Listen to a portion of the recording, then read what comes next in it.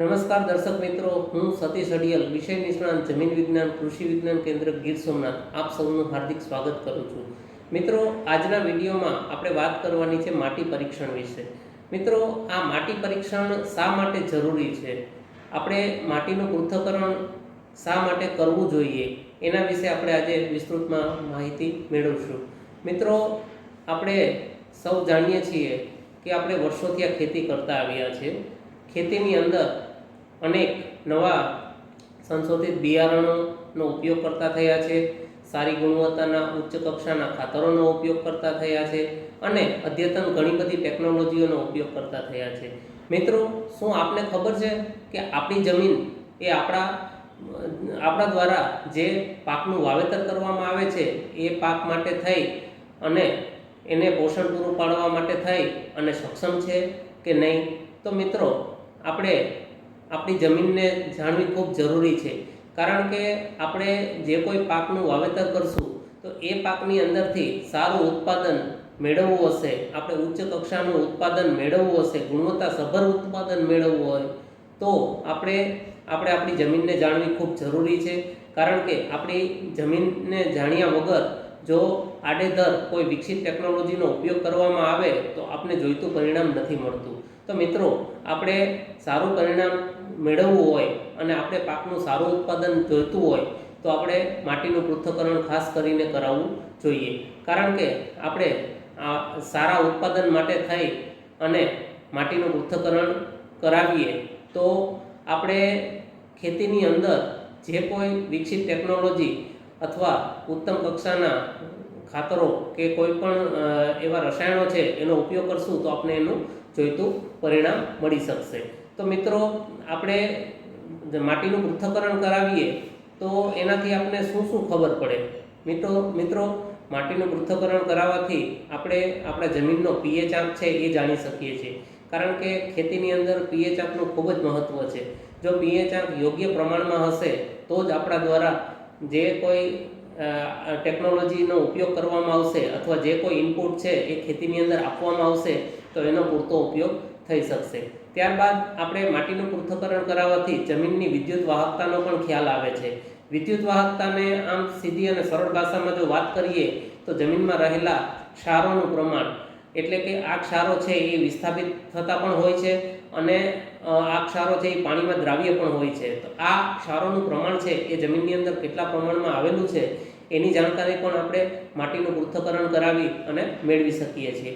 ત્યારબાદ માટીનું પૃથ્થકરણ કરાવવાથી જમીનમાં રહેલા કાર્બનનું પ્રમાણ પણ આપણે જાણી શકીએ છીએ. કારણ કે માટીનું પૃથ્થકરણ કરાવવાથી જમીનના સેન્દ્રિય કાર્બનની ટકાવારી છે એનું માપદંડ આપવામાં આવે છે. તો આપણે આ ટકાવારીના આધારે આપણે નક્કી કરી શકીએ છીએ કે આપણી જમીનમાં કેટલા પ્રમાણમાં સેન્દ્રિય કાર્બન રહેલો છે અને આ સેન્દ્રિય કાર્બન જો સારા પ્રમાણમાં હોય તો આપણે કેવી રીતના આપણું સારું ઉત્પાદન મળી શકે છે.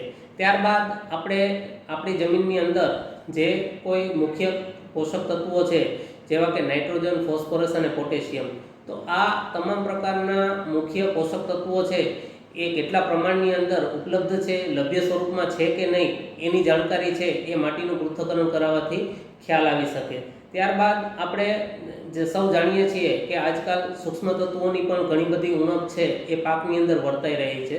તો આ સૂક્ષ્મ તત્વો છે એ કેટલા પ્રમાણની અંદર જમીનમાં ઉપલબ્ધ છે, જો એ ઘટે છે કે નહીં, એ વધુ માત્રાની અંદર છે કે નહીં, એનો ખ્યાલ પણ આપણે આ માટીનું પૃથ્થકરણ કરાવવાથી આવી શકે છે. એટલે મિત્રો, આપણે જો આપણી જમીનનું પૃથ્થકરણ કરાવીએ તો આપણે આવી અનેક પ્રકારની માહિતી છે એ આપણે આ પૃથ્થકરણના આધારે મળી શકે છે. તો મિત્રો, આ માટીનું પૃથ્થકરણ કરાવી અને એની અંદરથી જે માહિતી મળે એ માહિતીનો ઉપયોગ કરી અને આપણે આપણી જમીનની અંદર યોગ્ય પ્રમાણમાં ખાતરો, યોગ્ય પ્રમાણની અંદર એની જે માવજત લેવાની થતી હોય એ માવજત જો લેવામાં આવે તો આપણે મિત્રો ચોક્કસથી આપણે સારું ઉત્પાદન મેળવી શકીએ છીએ. એ પણ જમીનની ફળદ્રુપતાની જાળવણી સાથે આપણે સારું ઉત્પાદન મેળવી શકીએ છીએ. તો મિત્રો, આ કારણો છે કે આપણે માટીનું પૃથ્થકરણ કરાવવું જોઈએ. બીજી વસ્તુ જે વાત કરું કે માટીનું પૃથ્થકરણ કરાવવાથી ફાયદા શું છે, તો માટીના પૃથ્થકરણ કરાવવાથી જે ફાયદા થાય છે એ ફાયદા વિશે આપણે જો વાત કરીએ તો આપણે ખેતીના ખર્ચનો ઘટાડો કરી શકીએ છીએ. ખર્ચનો ઘટાડો એટલે કે માટીનું પૃથ્થકરણ કરાવવાથી જે બિનજરૂરી રસાયણો અથવા બિનજરૂરી કેમિકલોનો ઉપયોગ કરતા હોય છે, તો એ ઉપયોગ કરવો જરૂરી ના હોય તો એ પૃથ્થકરણના આધારે ખ્યાલ આવે છે કે જેથી કરીને આપણે એ ખર્ચની અંદર બચત કરી શકીએ છીએ. બીજી વસ્તુ, માટીનું પૃથ્થકરણ કરાવવાથી આપણે જમીનના પીએચનું લેવલ, કે જે પીએચ છે એ સૌથી અગત્યની વસ્તુ છે, તો એ પીએચનું લેવલ જો આપણે જાણીએ તો આપણે કઈ પ્રકારના પાક છે એ જમીનની અંદર વાવેતર કરવું, કઈ પ્રકારના પાક છે એનું કઈ પ્રકારના પાકની જાતો છે એનું વાવેતર કરવું, એનો ખ્યાલ પણ આપણે આ પૃથ્થકરણના આધારે આવે છે. ત્યાર પછી આ પૃથ્થકરણ કરાવવાથી આપણે એક વસ્તુનો એ ખ્યાલ આવે છે કે ખાતરનો જે સંપૂર્ણપણે ઉપયોગ, એટલે કે જેનો સક્ષમ ઉપયોગ છે, તો એનો કાર્યક્ષમ ઉપયોગ કરવા માટે થઈ અને આ પૃથ્થકરણ ખૂબ અગત્યનું છે. કારણ કે આપણે જમીનની અંદર જે ખાતર નાખવાના છે, જે ઘટતી માત્રા છે એટલા જ ખાતરો જો જમીનની અંદર નાખવામાં આવે તો આપણે બહુ સારી રીતના આપણે આનો લાભ મેળવી શકીએ છીએ. ત્યાર પછી માટીનું પૃથ્થકરણ કરાવવાથી જમીનની ઉત્પાદકતા વધે છે. કારણ કે યોગ્ય પ્રમાણની અંદર યોગ્ય આયોજન સાથે જો ઇનપુટ અને ખાતરો છે એ જમીનની અંદર વાપરવામાં આવે તો 100% મિત્રો ઉત્પાદનની અંદર બહુ ખૂબ જ સારો વધારો થાય છે. ત્યાર પછી એનો સૌથી અગત્યનો ફાયદો જોઈએ તો એ છે પર્યાવરણ સંબંધિત. કારણ કે આપણે સૌ જાણીએ છીએ કે આપણે જે ખાતરો અથવા કેમિકલોનો ઉપયોગ જમીનની અંદર કરશું, વધુ ઉત્પાદન મેળવવા માટે થઈને કરતા હોય, તો આ કેમિકલો અને રસાયણો છે એ વધુ માત્રાની અંદર જો જમીનની અંદર નાખવામાં આવે તો જમીનની ફળદ્રુપતાની કક્ષા છે એની અંદર ઘટાડો થાય છે. સાથે સાથે આપણે સૌ જાણીએ છીએ કે જમીન છે એ ખૂબ એક જીવંત વસ્તુ છે. એટલે કે જમીનની અંદર ઘણા બધા સૂક્ષ્મ જીવાણુઓ વસવાટ કરે છે, સૂક્ષ્મ જીવાણુનો હબ છે. તો આ સૂક્ષ્મ જીવાણુઓ છે એનો પણ વધુ પડતા રસાયણોના ઉપયોગથી નાશ થઈ જતો હોય છે.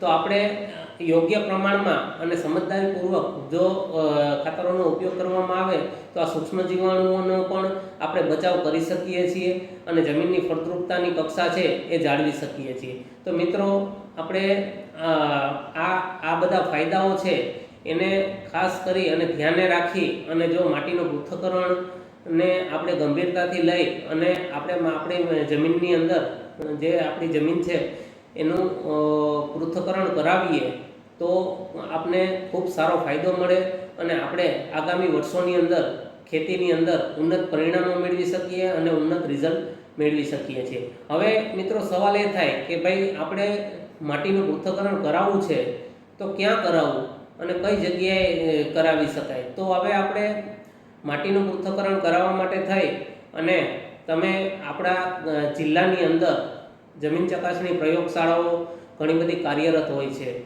એમાંની ખાસ કરીને જો વાત કરીએ તો આપણા રાજ્યની અંદર જે કૃષિ યુનિવર્સિટીઓ આવેલી છે ત્યાં પણ જમીન ચકાસણી પ્રયોગશાળાઓ હોય છે. રાજ્ય સરકાર દ્વારા હસ્તક ચાલતી જમીન ચકાસણી પ્રયોગશાળાઓ હોય છે. કૃષિ વિજ્ઞાન કેન્દ્રો દ્વારા ચાલતી જમીન ચકાસણી પ્રયોગશાળાઓ હોય છે. અથવા તો સરકાર માન્ય કોઈ પ્રાઇવેટ જમીન ચકાસણી પ્રયોગશાળાઓ હોય છે એમનો પણ ઉપયોગ કરી અને આપણે માટીનું પૃથ્થકરણ કરાવી શકીએ છીએ. તો મિત્રો, આપણે યોગ્ય જમીન ચકાસણી પ્રયોગશાળાની અંદર આપણે આપણા માટીનો નમૂનો જો લઈ અને પૃથ્થકરણ અર્થે જો આપવામાં આવે તો એનું જે પરિણામ આવે એ પરિણામનો ઉપયોગ કરી ને આપણે આપણી ખેતીની અંદર ઉન્નત ઉત્પાદન મેળવી શકીએ છીએ અને આપણે આપણી જમીનની ફળદ્રુપતાની કક્ષા જાળવી અને યોગ્ય રીતના સારું ઉત્પાદન આપણે આપણી ખેતીની અંદરથી મેળવી શકીએ છીએ. તો મિત્રો, સૌને ખાસ એક વિનંતી છે કે પોતાના ખેતરની માટીનું પૃથ્થકરણ અવશ્ય કરાવીએ અને આ પૃથ્થકરણના આધારે જે પરિણામો આવે એ પરિણામોનો ઉપયોગ કરી અને આપણે આપણી જમીનની ફળદ્રુપતા બચાવીએ. તો મિત્રો, આ માહિતી સારી લાગી હોય તો આ વિડીયોને વધુમાં વધુ ફોરવર્ડ કરજો અને આવા જ માહિતીસભર વિડીયો મેળવવા માટે થાય ને અમારી ચેનલને જરૂરથી સબસ્ક્રાઈબ કરજો. ધન્યવાદ.